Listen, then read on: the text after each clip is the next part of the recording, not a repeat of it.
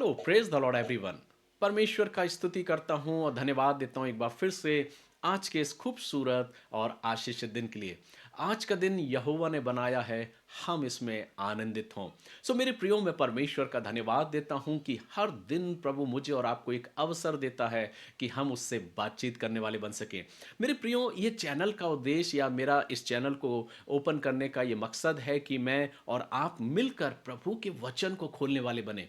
उस वचन से हम प्यार करने वाले बने जो कई दिनों से, कई सप्ताहों से हमारे कहीं और रखा रहता है और कई बार हम उस ओर अपने ध्यान को नहीं दे पाते हो। परमेश्वर की वो आवाज़ प्रभु अपने वचन के माध्यम से मुझसे और आपसे बातचीत करना चाहता है। मेरा ये प्रयास है कि हम दिन ब दिन यूं ही अपनी ज़िंदगियों को बदलते जाएं, प्रभु के वचन से प्रेम करें, प्रभु के वचन को खोलने वाले बने। और जब धीरे धीरे आप वचन को पढ़ने वाले, खोलने वाले बनते जाएंगे तो आपके लिए हर दिन आशीष का दिन होगा। और हर दिन जब आप अपनी ज़िंदगी की शुरुआत करेंगे तो अपने जीवन में उन प्रश्नों को लेकर नहीं, शिकायतों को लेकर नहीं, पर स्तुति के साथ प्रभु का धन्यवाद करते हुए अपने दिन की शुरुआत करेंगे।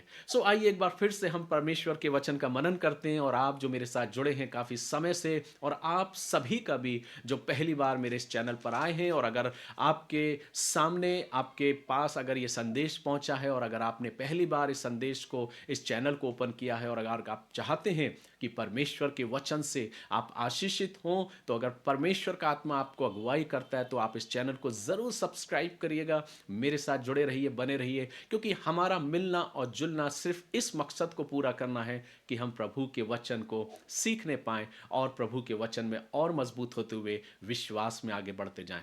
आइए हम वचन में चलते हैं। और आज मैं आपके बीच में मत्ती रचित सुसमाचार और उसका 11वां अध्याय की ओर आपके ध्यान को केंद्रित करूंगा। 11वें अध्याय में हम कुछ यूं पढ़ते हैं कि यीशु मसीह और यूहन्ना के बारे में कुछ चर्चाएं चल रही हैं। और यीशु मसीह से लोग पूछने आते हैं, वे कौन लोग हैं जिसके विषय में वर्णन लिखा है कि वे आते हैं और यीशु मसीह से पूछते हैं कि यूहन्ना इस बात को पूछ रहा है, यूहन्ना बपतिस्मा दाता, कि तू ही मसीहा है या हम किसी और की बाट जो हैं।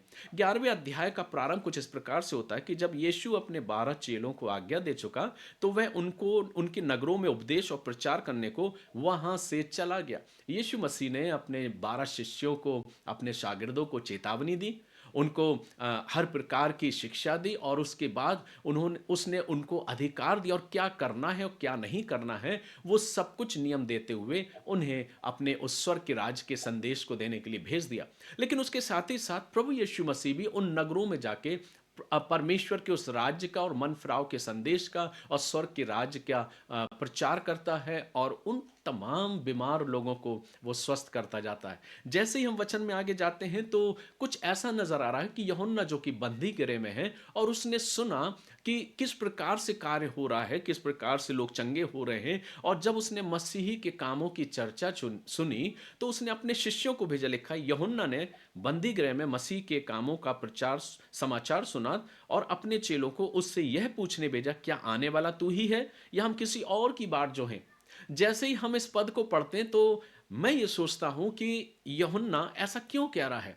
यूहन्ना बंदी गृह में है और यीशु मसीह की चर्चाएं उस तक पहुंच रही हैं कि लोग किस प्रकार से, जो अंधे हैं वो देख रहे हैं, लंगड़े चल रहे हैं, बहरे सुन रहे हैं और गूंगे बोल रहे हैं, और जो मृतक हैं उनको प्रभु जिंदा कर रहा है, जीवित हो रहे हैं। ये सब कुछ समाचार जब यूहन्ना को मिला तो यूहन्ना काफी चकित होता है। लेकिन वो ऐसा प्रश्न क्यों कर रहा है कि तू ही है या हम किसी और की बाट जो हैं।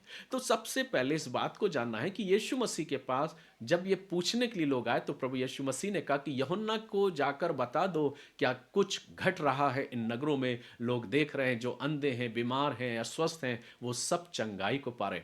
और वो समाचार यूहन्ना बपतिस्मा दाता को जाकर दिया जाता है। लेकिन जैसे ही हम आगे पढ़ते हैं परमेश्वर के वचन में, तो क्यों यूहन्ना ने इस बात को पूछा, क्योंकि उस समय सारे जो लोग थे वो परमेश्वर के उस आने वाले राज्य की, उस मसीहा की बाट जो रहे थे, और उसे एक सैन्य रीति से देख रहे थे कि वो राजा की रीति से आएगा और इस रोमी साम्राज्य का अंत कर देगा, इनका सिंहासन पलट देगा और अपना सिंहासन रखेगा और उस पर राज करेगा। तो इस प्रकार से वो सारे लोग इस बात की बाट जो रहे थे और वो सोचने लगे कि ये मसीहा नहीं है और कोई राजा आने वाला है। प्रारंभ में कहा गया था कि देखो एक राजा का जन्म होने जा रहा, लेकिन अभी तक लोग विश्वास ही नहीं कर पा रहे हैं। यूहन्ना भी पूछता है कि क्या तू ही मसीहा है या हम किसी और की बाट जो हैं। तो ये तो एक अलग बात हो गई, क्योंकि लोग एक ऐसे राजा की बाट जो रहे थे, एक ऐसे सैनिक राजा की बाट बाट जो रहे थे, जो रोमी साम्राज्य से उनको छुटकारा दे और अपने राज्य को स्थापित करे। लेकिन यहाँ तो कुछ उल्टा ही हो रहा है। यीशु मसीह से पूछते हैं तो यीशु मसीह कहता है, मेरे पास तो सिर्फ धरने की भी जगह नहीं है, और वो अपने नियमों को, अपनी बातों को लोगों के सामने प्रकट करता है। लेकिन जब यूहन्ना कोई सारी बातें दर्शाई गई, यूहन्ना कोई सारी बातें बताई गई, तो प्रभु यीशु मसीह यूहन्ना को यह संदेश देता है कि जाकर उसे बताओ कि क्या कुछ हो रहा है।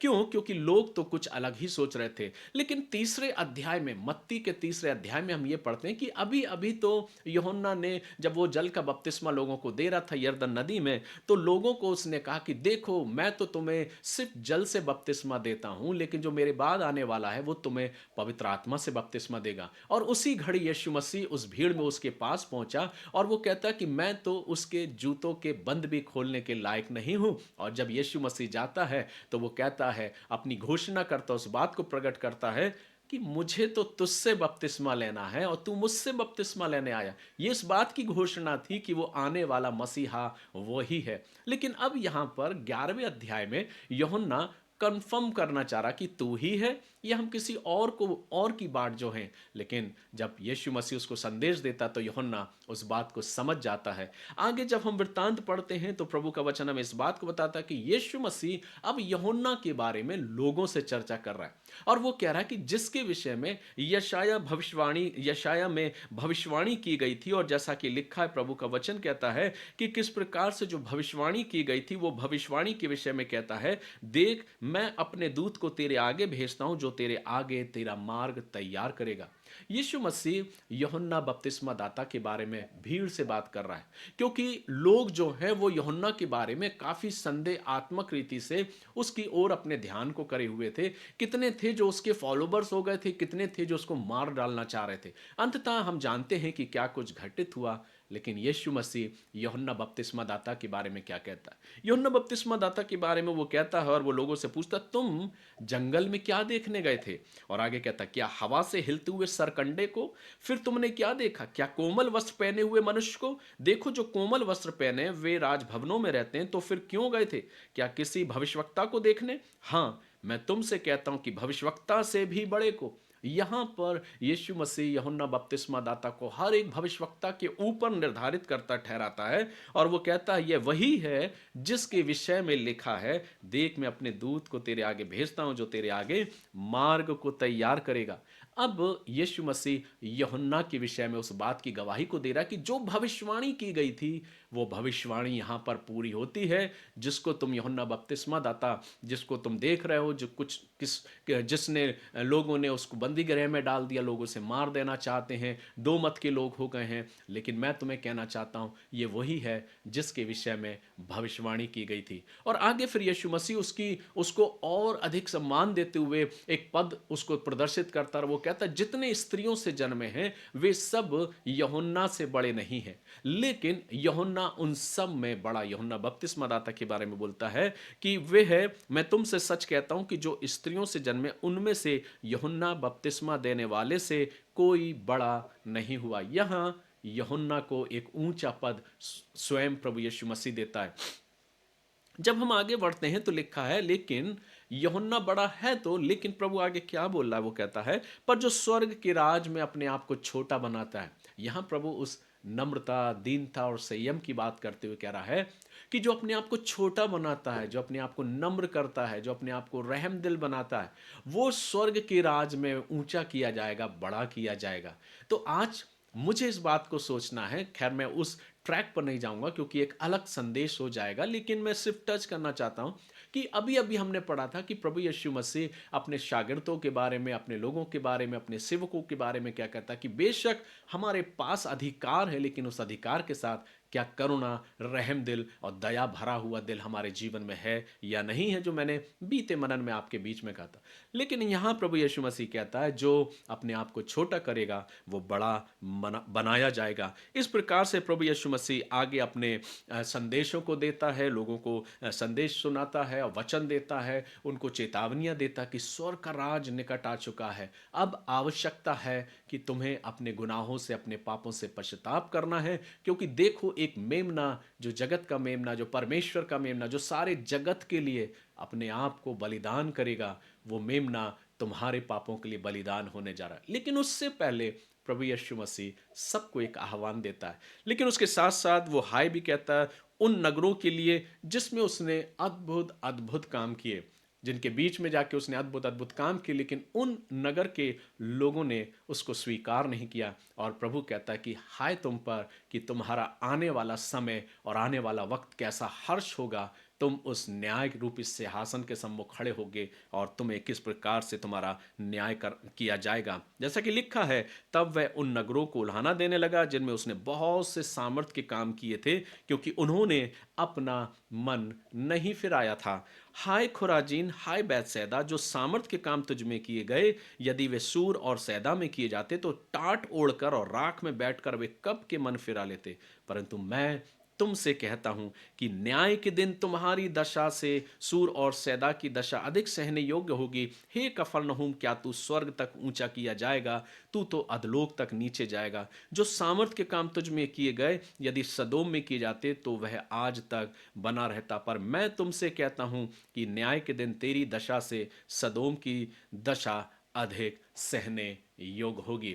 तो मेरे प्रियो, यहाँ प्रभु आने वाले उस न्याय के बारे में बात कर रहा है, उस संदेशों के बारे में बात कर रहा है कि जो कुछ भी किया जा रहा है, अगर तुम इस पर ईमान नहीं लाते, विश्वास नहीं लाते, तो स्मरण रखो कि जैसा कि दुनिया सोचती है कि इस संसार से कूच करने के बाद कुछ भी नहीं है, लेकिन मेरे प्रियो, जब हम वचन को पढ़ते हैं तो इस दुनिया के बाद एक और दुनिया है, एक और स्थान है जो प्रभु का राज्य है। उसके सामने हमारी निगाहें खुलेंगी। उस परम पिता अद्वैत सर्व सामर्थी परमेश्वर के सम्मुख हमारी निगाहें खुलेंगी और प्रभु हमारे सम्मुख, हम उसके सम्मुख होंगे और वो मेरा और आपका न्याय करेगा। लेकिन फिर भी प्रभु एक अवसर दे रहा है मेरे प्रियो, एक मौका दे रहा है। कई बार मैं इस बात को बोलता हूँ कि हर सुबह मेरे और आपके लिए एक अवसर है, एक गुड अपॉर्चुनिटी है मेरे और आपके लिए। एक अच्छा अवसर है जो प्रभु हर सुबह मुझको और आपको देता है। हर रोज हर एक नई रोशनी के साथ जब हम उठते हैं, प्रभु मुझे मौका देता है कि अब तो तू अपने आप को मेरे करीब लेकर आ। अब तो तू अपने आप को, अपने गुनाहों को, अपने अंदर के अंतःकरण को, अपने जीवन को स्वीकार कर जान ले और मेरे करीब आ जा। इसलिए तो जैसे ही हम आगे आगे आते हैं, 25वें पद में तो लिखा है, यीशु मसीह एक इनविटेशन दे रहा है, एक आह्वान दे रहा है। वो क्या कहता है?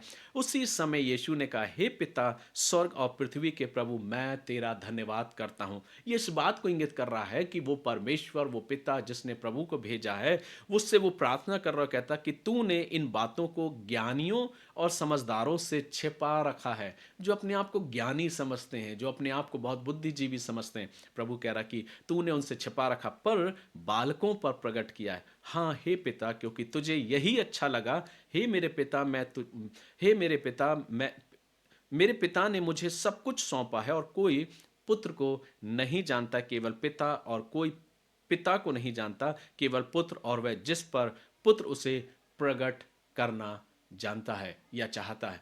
इस प्रकार से प्रभु यीशु मसीह अपनी बातों को करता है। फिर 28वें पद में वो एक इनविटेशन दे रहा है, एक निमंत्रण दे रहा है, और वो कहता है, हे सब परिश्रम करने वाले और बोझ से दबे हुए लोगों, मेरे पास आओ, मैं तुम्हें विश्राम दूंगा। मेरा जुआ अपने ऊपर उठा लो और मुझसे सीखो, क्योंकि मैं नम्र और मन में दीन हूं, और तुम अपने मन में विश्राम पाओगे, क्योंकि मेरा जुआ सहज और मेरा बोझ हल्का है। सो मेरे प्रियो, प्रभु यीशु मसीह बहुत ही सुंदर तरीके से अपने संदेश को देकर, लोगों को चिताकर, लोगों को एक अवसर देके उन्हें एक आह्वान देता है कि अभी भी तुम्हारे पास अवसर है।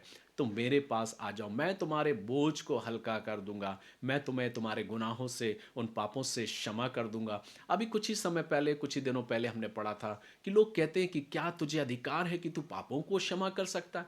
तू क्यों कहता है कि तेरे पाप क्षमा हुए? तब यीशु मसीह कहता, क्या सहज है कि इससे ये कहना कि तेरे पाप क्षमा हुए, या ये कहना कि उठ अपनी खाट उठाओ चल फिर? और तब उसने वैसा ही कहा, और वो व्यक्ति चंगाई को प्राप्त करता है। तो सारी बातों में जो बात सिखाने को है वो ये मेरे प्रियो, कि हम ये जाने कि वो मेमना जो परमेश्वर का मेमना था, जो सारे जगत के पापों को उठाने के लिए अपने आप को बलिदान करने आया। कई बार, जैसा कि अभी वचन में लिखा है ना, प्रभु का वचन कहता है कि हे पिता, मैं तेरा धन्यवाद करता हूँ कि तूने ज्ञानवान लोगों से इन बातों को छुपा रखा है। कई बार मेरे प्रियो, जो अपने जीवन में कई बार इन बातों को लेके कि प्रभु यीशु मसीह क्यों मारा गया, क्यों उसको क्रूस पर चढ़ा दिया गया, कई ऐसे मूर्खतापूर्ण प्रश्नों को करते हैं और अपने जीवन से अपनी मूर्खता का परिचय देते हैं, लेकिन वो भूल जाते हैं वो जगत का उद्धार करता वो स्वयं परमेश्वर है। हम हैं ही क्या मेरे प्रियो, हम मात्र एक मिट्टी की कठपुतली हैं जिसकी डोर हमारे स्वर्गिक पिता के हाथों में है, जिसको किसी ने नहीं देखा मेरे प्रियो। वो जो सर्व सामर्थी परमेश्वर है, लेकिन मसीह यीशु में होकर उसने अपने आप को प्रकट किया और इस संसार में भेजा, जो मेरे और आपके और सारे जगत के पापों के लिए अपने आप को बलिदान करने आया। अब जब मसीह का बलिदान हो गया है तो अब मुझे और आपको किसी और चीज का बलिदान करने की जरूरत नहीं, अपने गुनाहों को मिटाने के लिए, अपने गुनाहों से अपने आप को दूर करने के लिए। लेकिन एक ही है, वो कहता है अगर तुम विश्वास करोगे और पश्चाताप करते हुए मेरे करीब आओगे तो मैं तुम्हारे गुनाहों को माफ करूंगा, क्योंकि सब कुछ का करने वाला प्रभु यीशु मसीह, जिसने सारे जगत के पापों को अपने ऊपर उठाकर चुपचाप वो उस कलवरी के क्रूस पर चढ़ गया, क्योंकि ये सब परमेश्वर की योजना का एक भाग था। पुराने समय में लोग पाप बलि और तमाम प्रकार की बलियों को चढ़ाया करते थे। अगर कोई पाप उनसे हो जाता था तो उसका एक ही नियम था कि वो जाकर परमेश्वर के उस मंदिर में उस बलिदान को चढ़ाए। लेकिन परमेश्वर को ये भाया कि अब सिर्फ एक मात्र बलिदान होगा, और वो बलिदान स्वयं अपने इकलौते पुत्र प्रभु यीशु मसीह को, जो पवित्र आत्मा के द्वारा आया, उत्पन्न हुआ वचन कहता है कि वो सारे जगत के लिए अपने आप को बलिदान करता है। कि जो उस पर विश्वास करते, उस संदेश को सुनकर मनन को अपने जीवन में लेते हैं और ईमान लाते, विश्वास करते हैं मेरे प्रियो, वे परमेश्वर के राज्य में संभागी किए जाते हैं। सो आइए हम परमेश्वर का धन्यवाद करते हैं। बहुतों के लिए ये सब बातें विश्वास की बातें हैं, स्वीकार करते हैं विश्वास के साथ, लेकिन जैसा कि वचन कहता है प्रभु ने बहुतों से ये बातें, जो परमेश्वर की बातें हैं, ज्ञान की बातें हैं, छिपा रखा है। लेकिन अवसर है जब हम अपने आप को प्रभु की समीपता में लाते हैं, जब हम अपने आप को छोटा बनाते हैं, जब हम अपने आप को नम्र और दीन करते हैं, जब हम ये कहते हैं प्रभु मैं उतना ज्ञानी नहीं हूँ, मैं तुझे खोजना चाहता हूँ। और हर एक वो आत्मा जो दुनिया के किसी भी कोने में बैठकर अगर उस प्रभु को पुकारती है और वो कहती है कि मैं नहीं जानता हूँ प्रभु, मैं तो पापी हूँ, गुनहगार हूँ, मैं अपने जीवन से पश्चाताप करता हूँ, प्रभु उसकी आवाज़ को सुनकर उसे एक नया जीवन देता है और प्रभु अपने राज में उसे बड़ा ठहराता है। तो आइए हम अपने आप को तैयार करें, प्रभु का धन्यवाद करें आज के इस खूबसूरत और आशीषित दिन के लिए। आशा करता हूँ कि आज का वचन आप सभी को ज़रूर आशीष प्रदान किया होगा। प्रभु आप सभी को आशीष दे। मेरे प्रियो, मैं परमेश्वर का धन्यवाद करता हूँ कि आज मेरे पापा का जन्मदिवस है, और मैं प्रभु का धन्यवाद करता हूँ कि उनके ब्लेसिंग्स के द्वारा, उनकी आशीषों के द्वारा मैंने अपने जीवन में बहुत सी आशीषों को पाया हूँ। और आज जो कुछ भी मैं हूँ, मेरा परिवार है, मेरे माता पिता की आशीषों के द्वारा। तो मैं प्रभु का धन्यवाद करता हूँ कि जब आज मेरे पापा का जन्मदिवस है, मैं अपनी ओर से, अपने परिवार की ओर से और मेरे तमाम सभी शुभ चिंतकों की ओर से उनको ढेरों शुभकामनाएं देता हूँ। जन्मदिवस की ढेरों शुभकामनाएं देता हूँ, प्रार्थना करता हूँ कि प्रभु अपनी अपार आशीषों से उन्हें परिपूर्ण करे। सो आइए हम प्रार्थना करें, अपने आप को प्रभु की नज़दीकता में लाएं और प्रभु की आशीष को ग्रहण करें। प्यारे प्रभु, एक बार फिर से बड़ी नम्रता और दीनता के साथ हम आपके पास आते हैं। हम धन्यवाद देते हैं इस खूबसूरत और आशीषित दिन के लिए प्रभु, जो आपने हमको दिया। आपका सुंदर और प्रबल वचन के लिए हम धन्यवाद देते हैं प्रभु। होने दे कि हम तेरे वचन से प्रेम करने वाले बने और हमारा ध्यान आपके वचन की ओर होने पाए। विशेष मैं प्रार्थना करता हूँ आज के इस दिन में प्रभु, जब आज पापा का जन्म दिवस है प्रभु, उनके जीवन के लिए और उनकी आयु के लिए प्रभु, आपने उन्हें संभाला है, अपने अनुग्रह में रखा है। मैं आपका धन्यवाद करता हूँ, प्रार्थना करता हूँ प्रभु, आज आप अपने अनुग्रह और अपनी आशीषों में उन्हें आगे बढ़ाए प्रभु, और आने वाले हर एक पल में प्रभु जी आप उन्हें अपनी सामर्थ, अपनी अनुग्रह से परिपूर्ण करते जाएं। मैं धन्यवाद देता हूँ बीते तमाम सभी वर्षों के लिए प्रभु, जब आप निरंतर उनके संगों साथ रहे प्रभु, आपका अनुग्रह, आपकी आशीष उनके साथ हो। सुपिता, मैं धन्यवाद देता हूँ आपकी करुणा और दया के लिए। विशेष प्रार्थना करता हूँ प्रभु, हमारे साथ जुड़ने वाले हर एक प्रिय भाई बहनों के लिए, हर एक परिवारों के लिए, हर एक प्रिय लोगों के लिए जो बहुत धैर्यता के साथ प्रभु इस मनन के लिए जुड़ते हैं प्रभु, उन सभी पर भी मैं आपकी आशीष मांगता हूँ प्रभु। आज जैसी जिसकी आवश्यकता है प्रभु, आप उनके विश्वास के अनुसार उनके जीवन में अपनी आशीषों को प्रदान करें। पुनः एक बार फिर से धन्यवाद देता हूँ इस सुंदर अवसर के लिए प्रभु। आगे के समय को और अपने आप को और इस मनन को प्रभु आपके हाथों में देते हुए प्रार्थना प्रभु यीशु ख्रीस्ट के नाम से मांगता हूँ, आमीन। प्रभु का धन्यवाद करता हूँ एक बार फिर से आज के सुंदर समय के लिए। आइए हम प्रभु की ब्लेसिंग्स को अपने जीवन में स्वीकार करें। हे हमारे पिता, आप जो स्वर्ग में हैं, आपका नाम पवित्र माना जाए, आपका राज आवे, आपकी इच्छा स्वर्ग में पूरी होती है, वैसे इस पृथ्वी पर भी पूरी हो। हमारी दिन भर रोटी आज आप हमको दें, और जिस तरह हमने अपने अपराधों को क्षमा किया है, वैसे आप भी हमारे अपराधों को क्षमा करें। हमें परीक्षा में न लाएं, परंतु बुराई से बचाएं, क्योंकि राज, पराक्रम और महिमा सदा आपकी है। आमीन। अब हमारे प्रभु यीशु मसीह का अनुग्रह, परमेश्वर पिता का प्रेम, पवित्र आत्मा की संगति और सहभागिता और उसकी आशीषें आप सभी के साथ और हर एक सुनने वालों के साथ, उनके परिवार और घरानों के साथ, आपसे लेके हमारे उद्धारकर्ता त्राणकर्ता प्रभु यीशु मसीह के दोबारा आगमन तक होती रहे, परमेश्वर पिता, पुत्र और पवित्र आत्मा के द्वारा। आमीन। सो गॉड ब्लेस यू। प्रभु आप सभी को बहुत अधिकाई की आशीष दे। धन्यवाद देता हूँ आप सभी के समय के लिए, मेरे साथ जुड़ने के लिए। प्रभु का अनुग्रह आप सभी के साथ हो। जय मसीह की।